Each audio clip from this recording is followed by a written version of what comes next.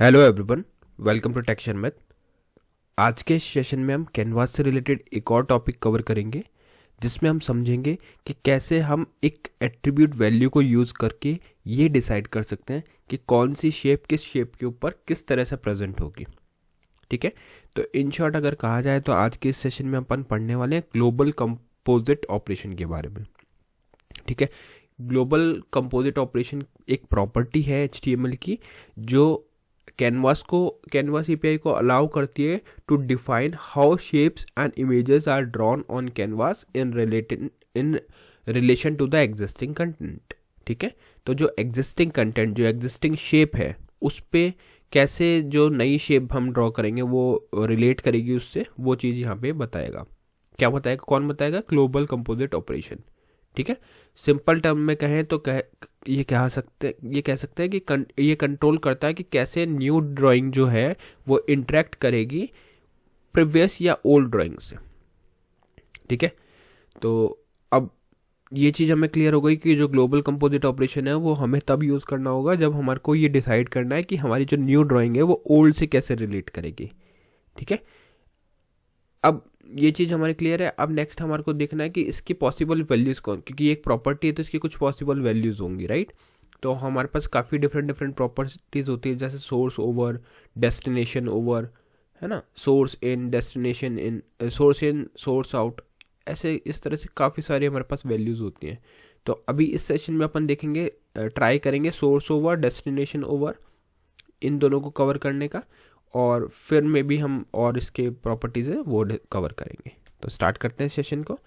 Session शुरू करने से पहले जस्ट एक रिकमेंडेशन है कि अगर अभी तक आप लोगों ने पहले वाला सेशंस नहीं देखे हैं तो आप पहले उनको देख सकते हो, क्योंकि जो पूरी प्लेलिस्ट है एक प्रॉपर सीक्वेंस और सिंक के अंदर है ना। तो अगर आप सिक्वेंशली फॉलो करोगे तो आपके लिए और भी ज़्यादा ईजी रहेगा ऑनगोइंग टॉपिक को समझना। अभी के लिए अपन फोकस करेंगे खाली global composite operation. Global operation हमारे आज की जो प्रॉपर्टी है वो है ग्लोबल कंपोजिट ऑपरेशन पे। ठीक है, तो ठीक है, अभी स्टार्ट करते हैं। कोड देखोगे तो कोड बहुत ही स्ट्रेट फॉरवर्ड से अपन ने लिख के रखा हुआ है, जिसमें बस एक टाइटल रखा है हेड सेक्शन के अंदर और एक हेडिंग डाली हुई है HTML बाय टेक्शन मैथ। अब उसके बाद में हम यहाँ पे क्या करेंगे, एक हेडिंग डालेंगे। तो यहाँ पे इसको बैक करके यहाँ पे एक हेडिंग डालते हैं H2, और उस हेडिंग के अंदर हम लिखेंगे क्या, आज का जो हमारा मेन टॉपिक है ग्लोबल कंपोजिट ऑपरेशन। तो उसको उसी तरह से लिख देते हैं, global composite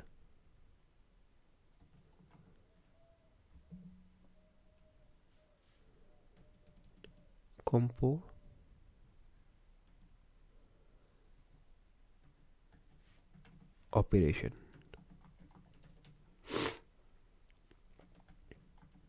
property for canvas. ठीक है, ये हमने हमारा टॉपिक डाल दिया, global composite operation property for canvas.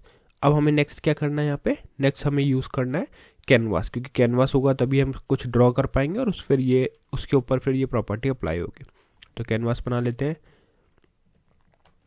Canvas की आईडी हम यहाँ पे स्पेसिफाई करेंगे, कैनवास 1। ठीक है, इसकी हाइट और विड्थ सेट होगी। हाइट आ जाएगी इसकी 300 पिक्सल्स, फिर हम इसकी विड्थ सेट कर देंगे 600 पिक्सल। ठीक है, और यहाँ पे कर देंगे सेव इसको और वेब ब्राउज़र को रिफ्रेश। तो अभी आपको कुछ शो नहीं होगा क्योंकि अभी तक अपन ने इस पर बॉर्डर अप्लाई नहीं किया। तो यहाँ पे स्टाइल डाल देते हैं, बॉर्डर डाल देते हैं 5px सॉलिड ब्लैक। ठीक है, सेव किया, रिफ्रेश किया, तो यहाँ पे आपको एक कैनवास शो हो रहा है। ठीक है, ये एक प्रॉपर कैनवास हमें शो हो रहा है। अब हमें करना क्या है, देखो कैनवास बन गया, इसके ऊपर एक चीज़ कुछ भी रेक्टेंगल या कोई भी ट्राइंगल जो भी शेप बनाना है उसको ड्रॉ करने के लिए हमें स्क्रिप्ट चाहिए। तो यहाँ पे लिखेंगे स्क्रिप्ट। स्क्रिप्ट के ऊपर हम यहाँ पे लिख देते हैं पहला वेरिएबल जो बेसिक रहता है, तो लिख देते हैं var c equals to document dot get element by ID, और यहाँ पे ID आ जाएगी कैनवास 1। ठीक है, फिर लिखेंगे var CTX equal C dot get context और यहाँ पे आ जाएगा 2D। ठीक है, तो ये दोनों लाइन क्या इंडिकेट कर रही है? फर्स्ट लाइन जो है वो अपने कैनवास को कनेक्ट कर रही है स्क्रिप्ट से, और सेकंड लाइन है वो 2 डायमेंशनल कॉन्टेक्स्ट को ऐड कर रही है, मतलब जो भी 2 डायमेंशनल टूल्स होंगे वो यहाँ पे हमारे ऐड हो जाएंगे। ठीक है, यहाँ तक क्लियर है सब। अब इसके बाद में बात आती है हमारे शेप्स की, कि कौन सा हम शेप ड्रॉ करेंगे और उस पर कैसे प्रॉपर्टी को अप्लाई करेंगे। तो सबसे पहले जो वैल्यू हम देखेंगे वो देखेंगे सोर्स ओवर, कि सोर्स ओवर क्या होता है। तो सोर्स ओवर को समझने के लिए पहले एक नॉर्मल रेक्टेंगल बना लेते, रेक्टेंगल बना लेते हैं। तो यहाँ लिखेंगे ctx डॉट, यहाँ पे लिखेंगे ctx dot context, ctx dot fill style equal red. ठीक है, यहाँ पे हमारा रेड कलर आ गया। अब यहाँ पे लिखेंगे ctx डॉट फिल रेक्ट और यहाँ पे आ जाएगी वैल्यूज 10, 10, 100, 100।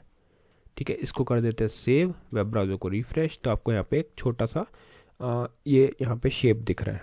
ठीक है, अब हमें करना क्या है इसके ऊपर। अब सपोज हमने यहाँ पे दूसरी ड्राइंग बनाई, तो लिख देते हैं ctx dot fill style equal blue और लिखेंगे ctx डॉट फिल रेक्ट यहाँ पे आ जाएगी वैल्यू 50, 50, 100, 100। ठीक है, यहाँ इसको करते हैं सेव, वेब ब्राउज़र को रिफ्रेश, तो अब आप देखोगे यहाँ पे ये दूसरी भी ड्राइंग है वो यहाँ पे इस तरह से हमें शो हो रही है।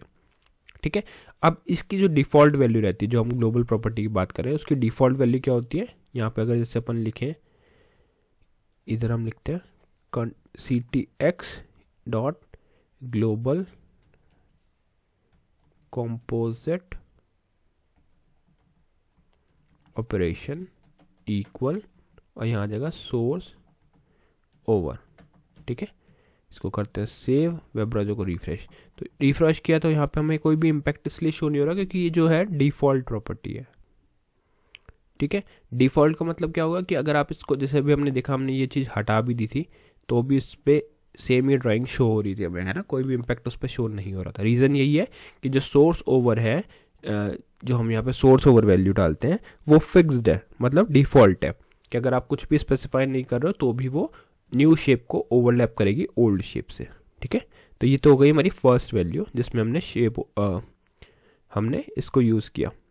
ठीक है, जिसमें हमने सोर्स ओवर को यूज़ किया। अब हम देखते हैं डेस्टिनेशन ओवर। तो इसी जगह पे बस मैं अब चेंज करके देखता हूँ डेस्टिनेशन ओवर क्या होगा, देखते हैं। यहाँ पे लिखेंगे डेस्टिनेशन ओवर, सेव किया, रिफ्रेश किया, तो आपको यहाँ पे कुछ डिफरेंस दिखा। जैसे अगर इसको मैं फिर से कट करता हूँ, सेव करता हूँ, रिफ्रेश करता हूँ, तो रिफ्रेश जैसे ही मैंने किया तो देखो अभी क्या है, रेड जो है वो बाय डिफ़ॉल्ट, पहले हमने कौन सा ड्रॉ किया? पहले हमने ड्रॉ किया रेड वाला। ठीक है, तो रेड वाला आ गया, फिर हमने ब्लू वाला ड्रॉ किया तो ब्लू वाला ऊपर आ रहा है। बट जैसे ही मैं यहाँ पे डाल देता हूँ, ठीक है, ये डेस्टिनेशन ओवर, तो अब जो न्यू वाला है ना वो उसके ऊपर ये रेड वाला रहेगा। ठीक है, इसकी पोजीशन अगर हम यहाँ से हटा के एक बार यहाँ रख देते हैं, रिफ्रेश करते हैं, तो आपको दिख रहा है ना, रेड वाला जो पोजीशन है वो ऊपर आ गया। तो डेस्टिनेशन ओवर में क्या होता है, न्यू ड्राइंग्स जो होती है वो अंडरनीथ आ जाती है एग्जिस्टिंग कंटेंट के। जो न्यू ड्राइंग है वो अंडरनीथ होती है, मतलब जो एग्जिस्टिंग कौन सी थी, देखो एग्जिस्टिंग थी हमारी रेड वाली, तो जो नया बनाया हमने वो एग्जिस्टिंग के बीनीथ चला जाएगा, मतलब उसके अंडरनीथ हो जाएगा, अंडरनीथ, है ना। तो वो क्या केस हो गया, डेस्टिनेशन ओवर। तो ये दो इंपॉर्टेंट वैल्यूज हमने इस सेशन में डिस्कस की, एक सोर्स ओवर, एक डेस्टिनेशन ओवर। तो ये आप लोगों को पता होना चाहिए कि सोर्स ओवर क्या होता है या डेस्टिनेशन क्या होता है। तो अगर आप चाहो तो यहाँ पे एक और हेडिंग डाल सकते हो H3 में, सोर्स ओवर, इसको सेम ही लिखते हैं जिस तरह से वहाँ पे पास होना चाहिए, अदरवाइज कोई गलत भी लिख सकता है। सोर्स ओवर, इसी को कॉपी कर लेते हैं और यहाँ लिख देते हैं डेस्टिनेशन ओवर। तो ये दोनों चीज़ हमने आज इस सेशन में कवर किया कि कैसे सोर्स ओवर और destination over proper global composite operation value का यूज़ होता है। ठीक है, आई होप ये पूरा क्लियर हुआ होगा। नेक्स्ट सेशन में हम बाकी टॉपिक डिस्कस करेंगे। So thank you for watching tech share with.